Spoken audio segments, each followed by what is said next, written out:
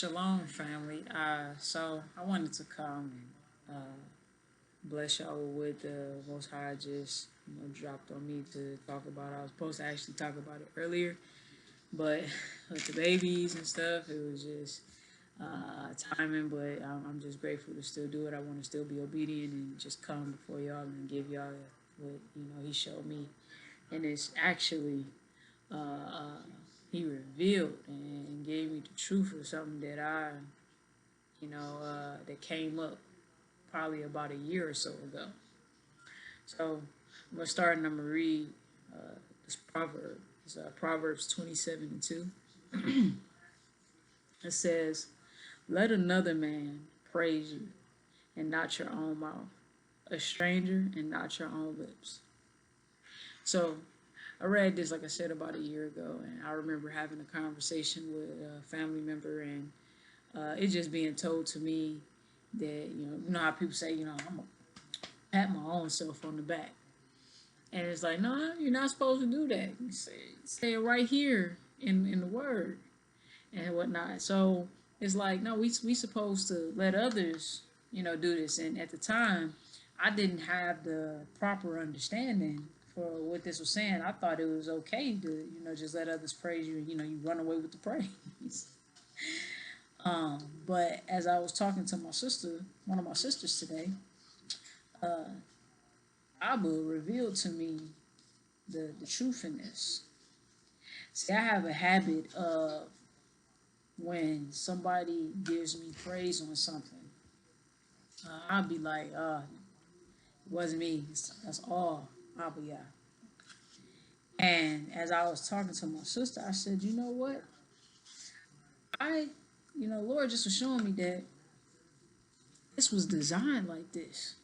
What he said, like, you let others praise you because we ain't supposed to, when they do come praising you, you ain't supposed to keep that. That ain't yours. You're supposed to give that back to who it belongs to. And so what he was showing me is we got to stop stealing his praises. He inhabits the praise. And it made me think about he brought up in me Deuteronomy chapter 8, verses 1 through 18. And I just want to, I won't read the whole, let me just read it. I just want to read this. Okay, 'cause I'm not in a hurry, so if y'all can bear with me, um, I just want to show you what he was showing me. So it says, here we are, Deuteronomy chapter 8. It says, "All the commandments which I command you this day shall you observe to do, that you may live and multiply and go in and possess the land which the Lord sware unto your fathers. And you shall remember all the way which the Lord your God led you these 40 years in the wilderness, to humble you and to prove you, to know what was in your heart, whether you would keep his commandments or not. And he humbled you and suffered you to hunger and fed you with manna, which you knew not, neither did your fathers know, that he might make you know that man does not live by bread only, but by every word that proceeds out of the mouth of the Lord doth man live.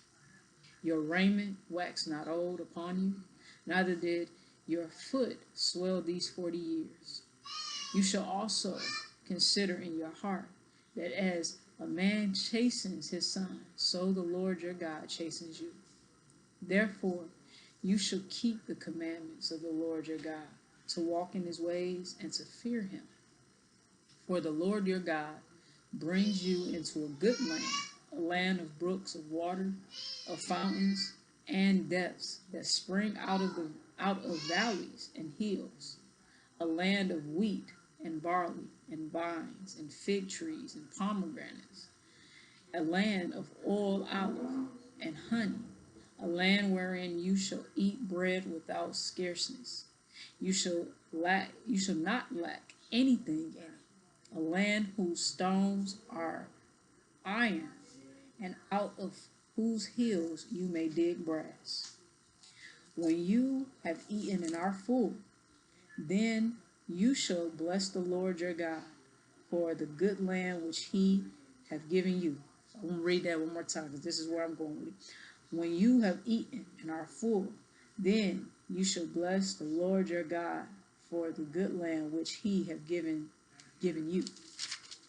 Beware that you forget not the Lord your God, in not keeping his commandments and his judgments and his statutes, which I command you this day, lest when you have eaten and are full, and have built goodly houses and dwelt therein, and when your herds and your flocks multiply, and your silver and your gold is multiplied, and all that you have is multiplied, then your heart be lifted up, and you forget the Lord your God, which brought you forth out of the land of Egypt, from the house of bondage, who led you through that great and terrible wilderness, wherein were fiery serpents and scorpions and drought, where there was no water, who brought you forth water out of the rock of flint, who fed you in the wilderness with manna, which your fathers knew not, that he might humble you,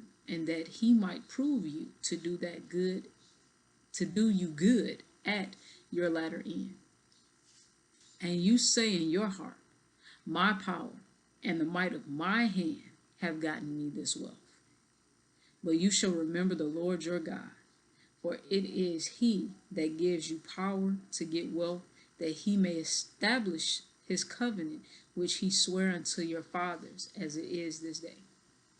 So, right here, it said, here it is. Y'all do all of this stuff. He's saying to Israel, don't get into the land. And I do all this stuff, give you all of this stuff, and then you turn around and you get all high and mighty and start feeling like it's by your power, your might that you've gotten these things, and you forget about him. And that's what we do. Sometimes when, somebody is praising us, we don't realize, or we don't even want to admit that the praise feel good, that we like it. Just like with power, like you like getting the power, or you like having this power. But we got to understand, and this is, like I said, I don't know what this for. This was just, I know that this was for me, and, I'm grateful to Abiyah for showing this to me. We got to stop liking the praise and remember to give the praise back to him, although it feels good, because it's not by our doings that we have anything that we have. We can't wake ourselves up tomorrow. We, we cannot provide for ourselves or sustain ourselves better than he can. We are not our life. He said in his word, our lives are not our own. So if you truly believe that, we got to understand, we can't take from y'all. Stop. And that's what he keep putting on me. We got to stop stealing his praise. Stop taking from y'all. We got to be obedient. We got to love him. You got to have that fear, that reverence for the Most High. Because when you do, just like I said, what he's showing me, when you are giving him back what he, what rightfully is his, the reward is so much greater, it's so much sweeter. And as like I said, this is just a testimony for me, like you truly are being obedient to the Most High. So I'm just encouraging y'all and just sharing with y'all what he put on me. Stop stealing y'all's praise. It don't belong to us. It don't belong to you. It might feel good, but it's not yours. Give it back to the Father, because he is worthy and he's been better than good. He's an awesome and wonderful Father. So that's my encouragement for y'all. I pray that this, reaches y'all, and that this helps somebody. I know that it did great for me, and I'm just, like I said, I give him the praise, and I always say this, and I mean it genuinely from my heart. I give Abba the praise, the glory, and the honor for continuing to perfect me and build me up, and just for my relationship with them, and it just feels so good, y'all. So y'all gotta, I want y'all to feel this good too. So I love y'all, and be blessed by this word, and be encouraged in the name of Yeshua. Shalom.